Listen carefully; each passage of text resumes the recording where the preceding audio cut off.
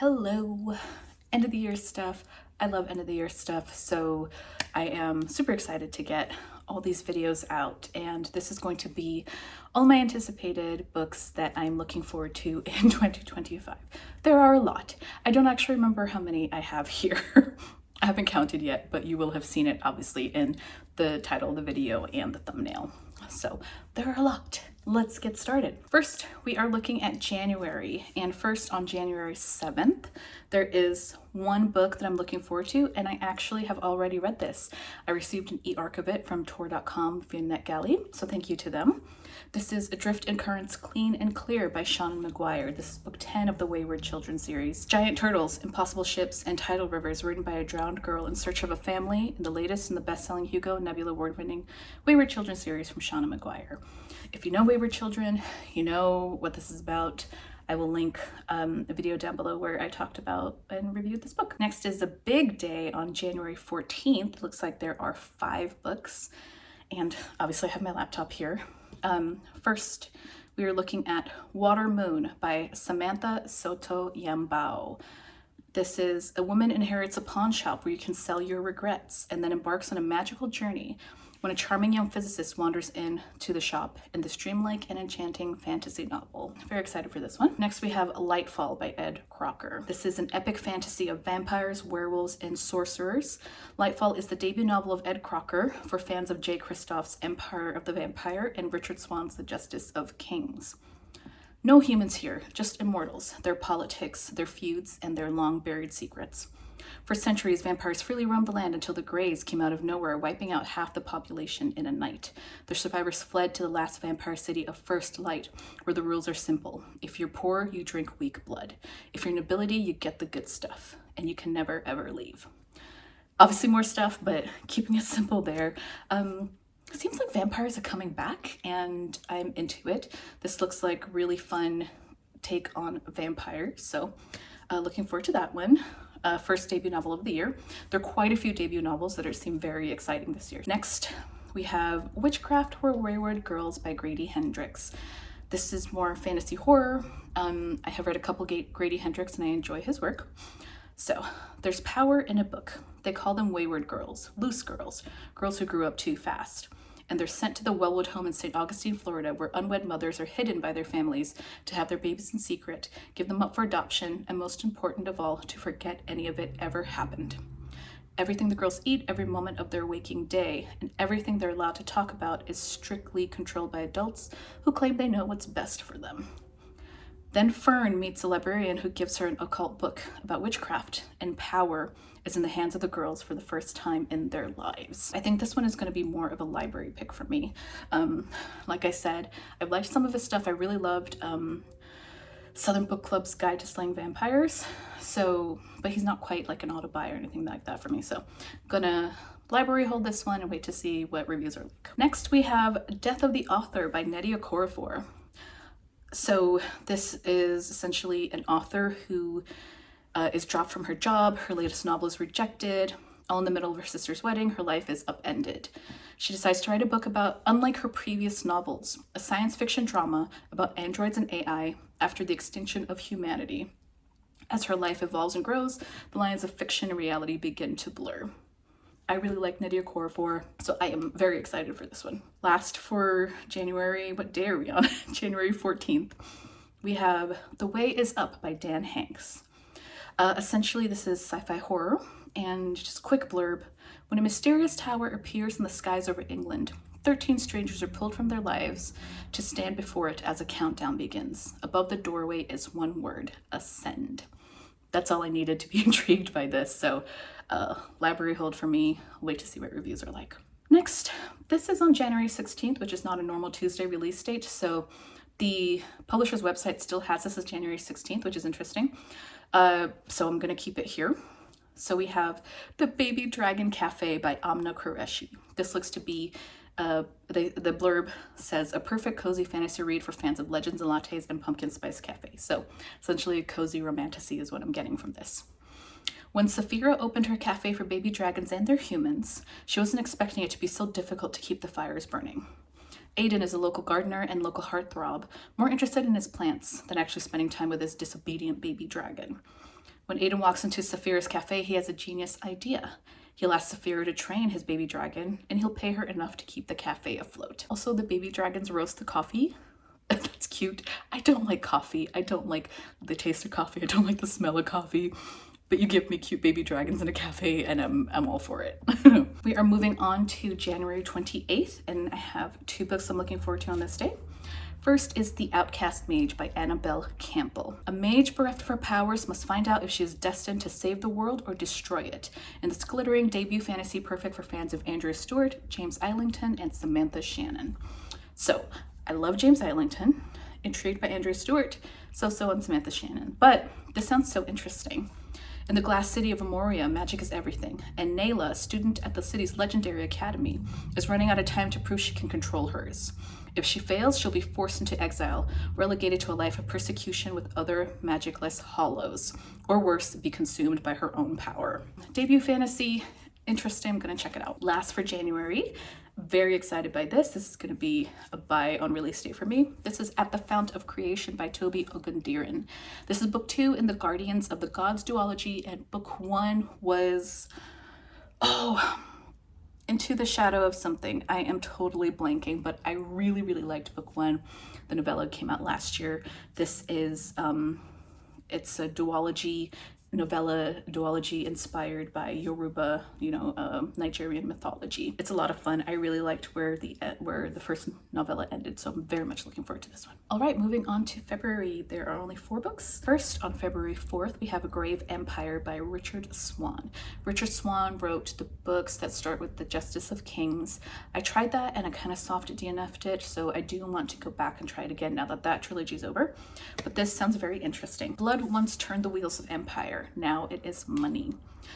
A new age of exploration and innovation has dawned, and the Empire of the Wolf stands to take its place as the foremost power in the known world. Glory and riches await. But dark days are coming. A mysterious plague has broken out in the pagan kingdoms to the north, while in the south, the Empire's proxy war in the lands of the Wolfmen is weeks away from total collapse. Worse still is the message brought to the Empress by 2 heretic monks who claim to have lost contact with the spirits of the afterlife. The monks believe this is the start of an ancient prophecy heralding the end of days, the Great Silence. Literally have no idea what's going on here. Sounds like there's a lot of moving pieces, really great big fantasy world, lots of world building, so I'm very interested in this one. February 10th, we have 1 book. This is Casual by Koji A. This is sort of a sci-fi novel. So this is following a character, Valya, who has a neural implant, and it manages her depression and anxiety, stabilized her mood, and helped her get pregnant. However, she has to be weaned off the implant, and it turns her anxiety into full-blown panic attacks. Her psychiatrist offers to enroll her in a controversial clinical trial that would place a tandem implant in the baby and allow Valya to keep hers active. Casual is a stark and cutting glance at a near future that looks uncannily like our present, exploring themes of bodily autonomy and the struggle for mental health in a world increasingly divided. This is going to be a library hold, see what people say, but it seems very interesting and the themes that it's tackling. We are moving on to February 18th. 1 book, we have Wooing the Witch Queen by Stephanie Burgis. Now this seems more straight up romantasy, which is not my jam, but it does seem fun in a way that I might enjoy it, so I'm giving it a try. Stephanie Burgis delivers a delightful and seductive romantasy with the fun irreverence of The Nightmare Before Christmas and Assistant to the Villain. Now that I'm thinking about it, those are 2 comps that I do not like, but we're giving it a try. We're gonna take it from the library. We're giving it a try. She's the wicked sorceress whom everybody fears. He's the mysterious dark wizard hired to sort out the chaotic library of magic in her castle. Little does she know that he's actually a sweet, nerdy archduke in disguise and on the run, with no magical training whatsoever, but with perilous secrets on his trail and a fast-growing yearning for her, the most terrifying woman he's ever met. So, we'll see how that goes. Last, we have February 25th, 1 book. This is Greenteeth by Molly O'Neill. From an outstanding new voice in cozy fantasy comes Greenteeth, a tale of fae, folklore, and found family. Narrated by a charismatic lake-dwelling monster with a voice unlike any other, perfect for fans of T. Kingfisher. You tell me it's like T. Kingfisher, and I am down. Beneath the still surface of a lake lurks a monster with needle-sharp teeth, hungry and ready to pounce. Jenny Greenteeth has never spoken to a human before, but when a witch is thrown into her lake, something makes Jenny decide she is worth saving. Temperance doesn't know why her village has suddenly turned against her, only that has something to do with the malevolent new pastor. Though they have nothing in common, these two must band together in a magical quest to defeat the evil that threatens Jenny's lake and Temperance's family, as well as the very soul of Britain. You know what this is giving to me? I don't have the book over here. This is giving someone you can build a nest in, but like, you know, a little different. So I still haven't read that one, but I'm interested in this. And the cover is gorgeous. All right, I'm racing the sunlight here. So we're moving into March, and March is very exciting. A really good variety in March. First, on March 4th, we have 2 books. The first is The River Has Roots by El-Mohtar, and El-Mohtar is the co-author of one of my favorite books of all time, This Is How You Lose the Time War. I think this is her first solo full novel, which is very exciting. So, follow the river List to the small town of Thistleford on the edge of Fairy and meet 2 sisters who cannot be separated, even in death. 2 sisters, honestly, that's all I need. And the cover is stunning. It's amazing. Look at this. And knowing Amal's writing, having seen, you know, in This Is How You Lose the Time War, I'm down. I'm so down. I don't need anything more than that. The other book on March 4th is The Radiant King by David Dalgleish. David Dalgleish, I think, also just finished up a trilogy that I'm interested in. And this sounds very interesting. So, new epic fantasy trilogy about immortal demigods, civil wars, and ancient evil. Irresistible to classic fantasy fans and will appeal to readers of James Islington and Anthony Ryan. So again, James Islington plus 6 immortal siblings, 5 sworn to peace, 1 demands a throne. Ooh, we got family issues. After centuries of peace, 1 sibling anoints himself voice of father and spreads a new cruel faith across the land. The others swear to bring him down, but his conquest is not what it seems. It'll take more than a holy war to stop an immortal who has heard the desperate plea of a god. I kind of condensed that a little bit into what essentially intrigues me about this. So I'm very excited for this one. I think this is going to be one where I go to the store the weekend after the book comes out, read a chapter and see how I feel about it. Moving on to March 11th, just 1 book, but a book I'm very excited about. This is Idle Fire by Grace Curtis. Grace Curtis released this year Floating Hotel, which is a sci-fi cozy adjacent kind of situation. I really, really liked it. So I'm excited for this fantasy novel from her. Idle Fire is an epic sapphic fantasy inspired by the fall of Rome. We follow 2 characters who fate sets on a path to Novella, a city once poised to conquer the world with the power of 1,000 stolen gods. Ooh. Now the gates are closed and the old magic slumbers, dead or waiting for a spark to light it anew. So I think I've seen this described on the publisher's social media as kind of like a sapphic fantasy road trip, which I'm interested in. So, and again, beautiful cover. So I really like Grace Curtis, so this is probably going to be a day 1 buy for me. All right, we're moving on to March 18th, and we have 3 books. Very exciting books, actually. So first, we have Aunt Tigress by Emily Yu-Xuan Chin. This is a debut novel, snarky urban fantasy novel inspired by Chinese and First Nation mythology, bursting with wit, compelling characters, and LGBTQIA+ representation. Tam hasn't eaten anyone in years. She's now Mama's soft-spoken vegan daughter. Everything dangerous about her is cut out, repressed, medicated. But when Tam's estranged Aunt Tigress is found murdered and skinned, Tam inherits an undead fox in a shoebox and an ensemble of old enemies. This sounds so interesting. Definitely, this is a weekend, go to the store, read the first chapter, see if I like it, probably buy it. Next, Buffalo Hunter by Stephen Graham Jones. I really, really like Stephen Graham Jones, so probably auto buy.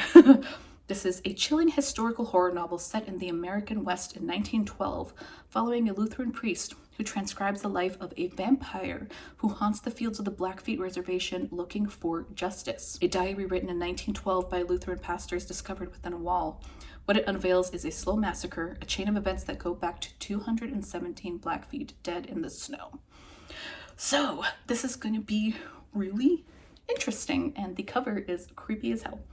So yeah, I am so intrigued by whatever Stephen Graham Jones is going to throw at us here. All right, last on this day we have Murder by Memory by Olivia Waite. This is what I'm starting to love as a sub-genre, sort of mix of genres.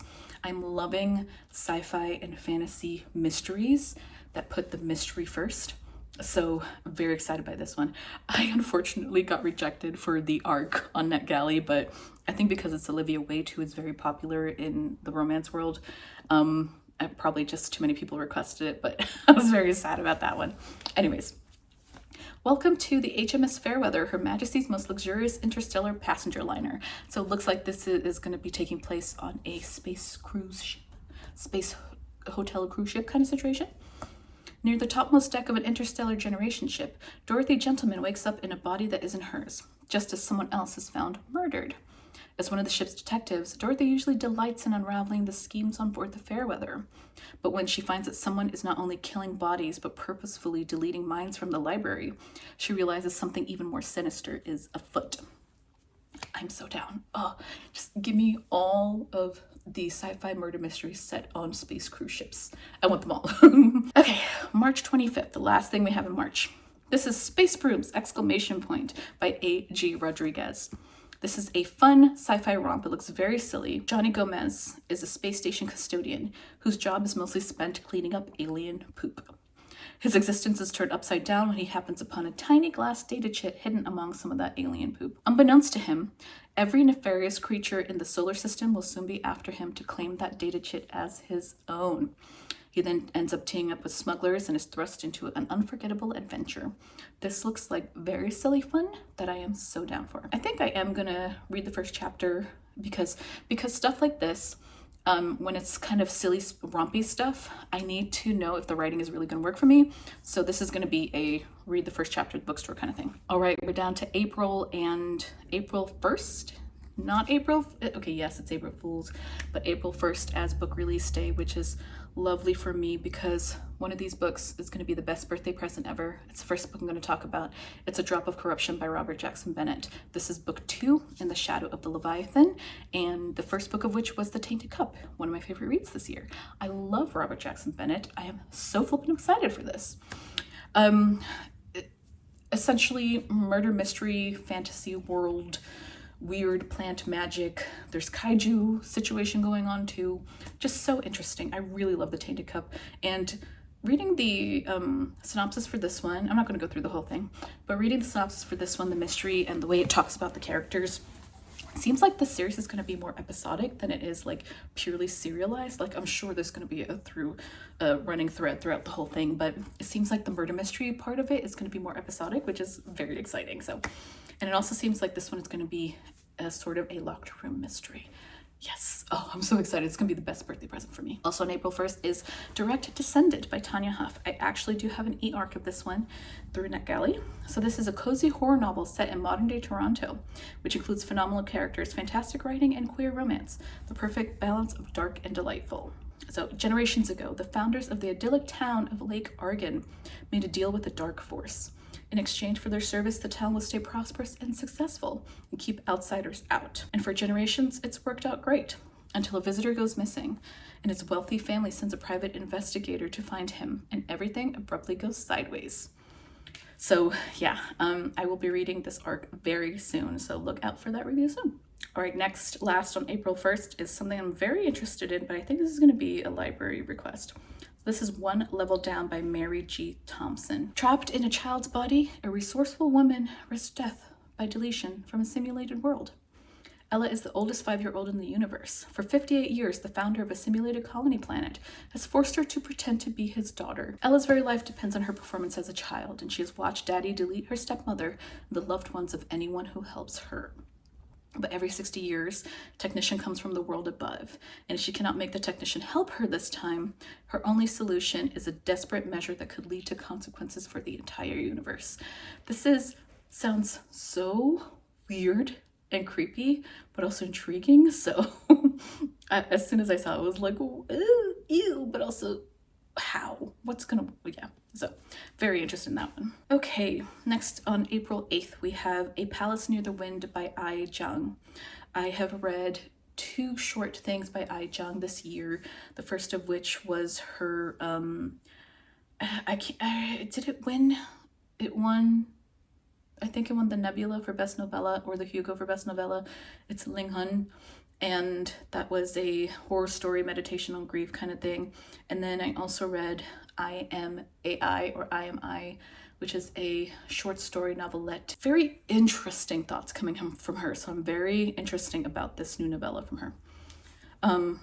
This is described as a richly inventive, brutal, and beautiful science fantasy novella. The description seems a little much, so I'm really just gonna do this little blurb that doesn't tell you what it's about, because I read the description and I have no idea what it's about. There were a lot of words being used that didn't really make a lot of sense. So, a powerfully imaginative, compelling story of a young woman seeking to save her family and her home, as well as a devastating meditation on the destruction of the natural world for the sake of the industrial future.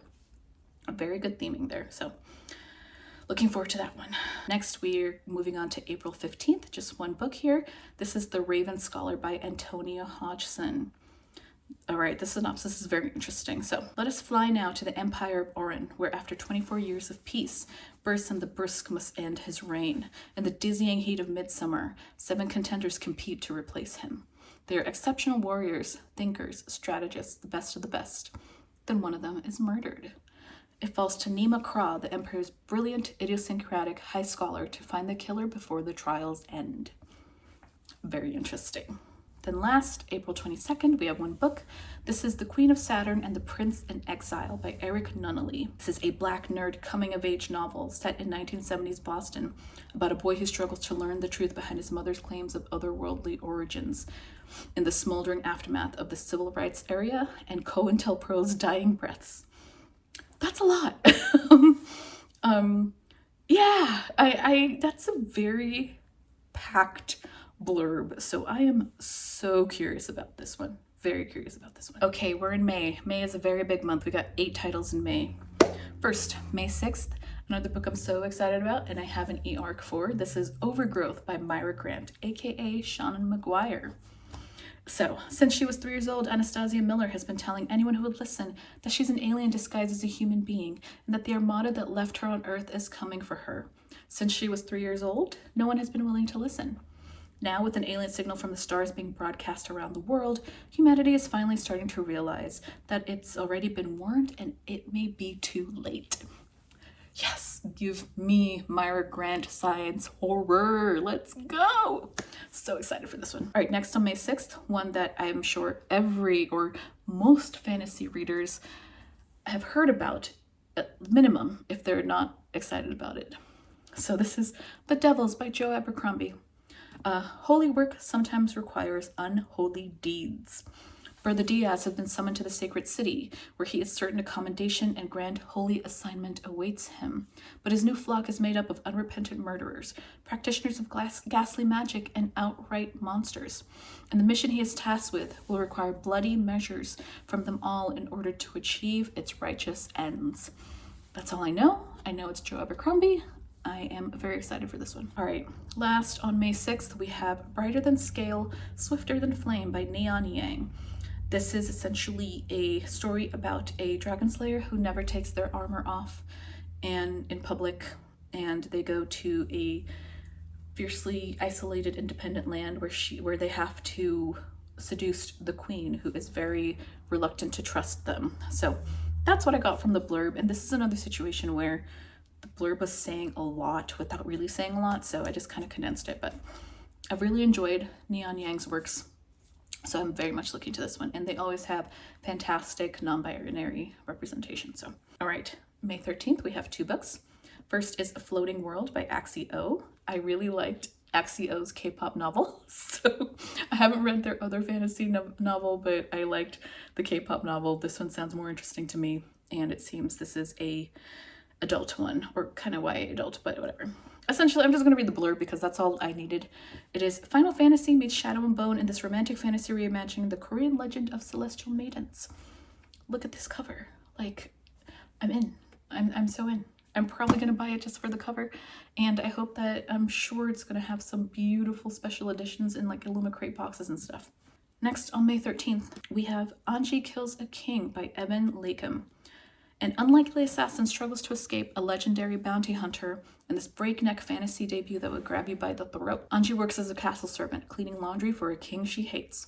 So when a rare opportunity presents itself, she seizes the chance to cut his throat, and then she runs for her life. A mercenary named the Hawk finds Anji, a surly, aging swordswoman who has her own reasons for keeping Anji alive and out of the hands of her fellow bounty hunters, if only for long enough to keep the reward herself. So that sounds really cool. And I haven't really seen anybody talking about this one, so I'm excited about this one. Moving on to May 20th, we have one book. This is Esperance by Adam Oyebanji. This is an extraordinary speculative thriller about the scars left by the Atlantic slave trade by a master of the genre. Detective Ethan Kroll has been called to the scene of a baffling crime. A man and his son who appear to have been drowned in seawater, but the nearest ocean is 1,000 miles away. There's other stuff too, describing other main characters, but that is enough for me to be like, okay, I want more. May 27th, we have two things to look forward to. First is actually an anthology. This is Amplitudes, Stories of Queer and Trans Futurity, edited by Lee Mandello. I really like Lee Mandello. He's on track to being one of my favorite authors, so I'm very intrigued by this. Essentially, the blurb is, this collection interrogates the farthest borders of the sci-fi landscape to imagine how queer life will look centuries in the future, or 10 years from now. Looks like there's a lot of really cool sci-fi with through the queer lens going on here, so very excited about this one. I'm excited about all of them. I keep saying excited, but I am excited about all of them. That's why they're here on this list. Next is, and last for May, this is Harmattan Season by Tochi Onyebuchi. This is just one line, a comp that just did it for me. Award-winning author Tochi Onyebuchi's new standalone novel is hard-boiled fantasy Raymond Chandler meets P. Jelly Clark in post-colonial West Africa. Give it to me. Yes, I want it. I want it now. Auto buy. All right, one last kind of big month for June, and then we start slowing down. All right, June 3rd, we have two books. The first is Kill Creatures by Rory Power. I think other than maybe the Axio, this is probably the only YA on here. But this blurb is just so good. Last summer, Nan's three best friends disappeared into the Salt Cedar Canyon. The vigil on the anniversary of their disappearance is interrupted by the shocking return of one of the missing girls who is alive. Everybody is overjoyed. Everybody, that is, except Nan, who's pretty sure they were dead. After all, she's the one who killed them. Oh! That got me. That got me so good. Yeah, and this fucking cover, everything about this got me good. So yeah, I am so anticipating this. I need to know. Okay. Next, we have Shroud by Adrian Tchaikovsky. Yes, I have my ups and downs with Adrian Tchaikovsky, but I want to keep trying him. I do. And this is essentially, it looks like alien encounter survival horror. So I'm absolutely going to give this a try. Essentially, two people crash land on a very inhospitable planet and have to survive with all kinds of weird fucking alien creatures. So interesting. He always has amazing ideas, but the execution never really works for me. So I just keep trying. I want this to work. Oh, my leg's falling asleep. Okay. I'm on the floor. Swap. June 10th. My number one most anticipated book for the year. I requested the ARC for this. Fingers crossed that I get it. They did approve me for book 2 for this, so please, Tor, please give me. This is The Potency of Ungovernable Impulses by Malka Older. This is book 3 in the Masa and Platy novella sci-fi mystery series. I love this series. A very sapphic, Holmesian, cozy adjacent in the sense that Holmes mysteries can kind of feel cozy because they're very familiar. Takes place on a colony orbiting Jupiter. I love it. I love this series so much. So this is one of the most anticipated things. Auto buy. Love this series. I am so looking forward to this. Also on June 10th, we have The Witch Roads by Kate Elliott. This is essentially another fantasy by Kate Elliott. I think Kate Elliott is very underrated. For me, I have rated her books 3.5 to 4 stars, but she has just really amazing ideas, and sometimes the execution doesn't always hit like love it for me, but I always enjoy what she's doing. And this sounds interesting. This is a long blurb. Okay. When an arrogant prince and his equally arrogant entourage get stuck in Orlader Halt as part of brutal political intrigue, competent and sunny Deputy Courier Ellen, once a child slave meant to shield noblemen from the poisonous Paul, is assigned to guide him through the hills to reach his destination. When she warns him not to enter the haunted spires, the prince doesn't heed her advice, and the man who emerges from the towers is not the same man who entered. The journey that follows is fraught with danger. Can a group taught to ignore and despise the lower classes survive with a mere deputy courier as their guide? So, I love the idea she comes up with, so I'm very interested in this one. We'll see how it goes. Last for June, on June 22nd, we have A Volatile Memory by Seth Haddon. This says, Ex Machina meets This Is How You Lose the Time War. You got me there. Seth Haddon's science fiction debut, Volatile Memory, is a heart-filled, vengeful, sapphic sci-fi action-adventure novella. All right. The main character in this finds an AI mask that retains the identity and memory of its previous owner. They then set off to get answers from the man who discarded the mask, her ex-husband. So that's basically what I boiled it down to, and so interested in this one. Very cool cover. But yes, this definitely go to the store, read the first chapter, see how I like the writing. As we move into August and beyond, things are a little more fluid. We don't really have covers for anything. So as of today, these are the release dates that are out, but obviously for these and other stuff too, release dates are subject to change. But as of today, as me filming this, these are the release dates. First, my second most anticipated book of the entire, okay, I have a top three. The Robert Jackson Bennett, the Malka Older, and new Chuck Tingle. This is Lucky Day. And I'm gonna read this, and when I say I love Chuck Tingle, I love Chuck Tingle's brain. After a global disaster prompts thousands of comically unlikely deaths, a bisexual statistics professor who has convinced herself she might not exist, and an ethically dubious government agent must travel to Las Vegas to unravel the connection between deadly bouts of absurdity and a supernaturally lucky casino. What? And then also Chuck Tingle on Thanksgiving, while they were watching the Macy's Day Parade, said, there is a horrific moment involving a space raptor butt invasion themed Thanksgiving Day Parade balloon. And I was like, if I hadn't already pre-ordered this, that would have made me pre-order it. So I love his brain so much. I love it so much. Moving on to August 19th, two things. First is The End of the World as We Know It, New Tales of Stephen King's The Stand, edited by Christopher Golden and Brian Keene. Now, I haven't read The Stand since I was a teenager. I don't know if I want to reread it, but I'm very intrigued by this, mainly because of some of the authors that are going to be contributing to this. And some of those are, first of all, I didn't really look deeper into this, but this says Wayne Brady and Maurice Broaddus. I'm like, that Wayne Brady? That Wayne Brady? Yeah, okay. Other authors include S.A. Cosby, Tananarive Due, Alma Katsu, Premi Mohammed, Paul Tremblay, Catherine M. Valente, Katrina Ward, Chuck Wendig. I am very curious to see what Catherine M. Valente would do with a Stand story. Very curious. So looking forward to that one. And then last, on August 19th, another very, very, very high anticipated release for me is Hemlock and Silver by T. Kingfisher. I love me some T. Kingfisher. Essentially, this is a dark reimagining of Snow White, steeped in poison, intrigue, and treason of the most magical kind. Gonna leave it there. She balances original novellas with these interesting retellings, mythical retellings that I'm enjoying so much. So fingers crossed that this is more in the vein of A Sorceress Comes to Call than it is Thornhedge. I liked Sorceress Come to Call, didn't really enjoy Thornhedge, so yeah, I'm excited. T. Kingfisher. Alrighty, September we have three things. Again, it's so far out, we don't have a ton of information, but first we have Extremity by Nicholas Binge. Binge or Binge, I'm not sure. A time-traveling, end-of-the-world police procedural, Extremity is true detective if written by Philip K. Dick. That is quite the comp. When once-renowned police detective Julia Torgrimson is brought out of forced retirement to investigate the murder of Bruno Donaldson, a billionaire she worked with while undercover, she doesn't expect to find two bodies. Both are Bruno, identical down to the fingerprints, and both have been shot. So True Detective, if written by Philip K. Dick, is very curious.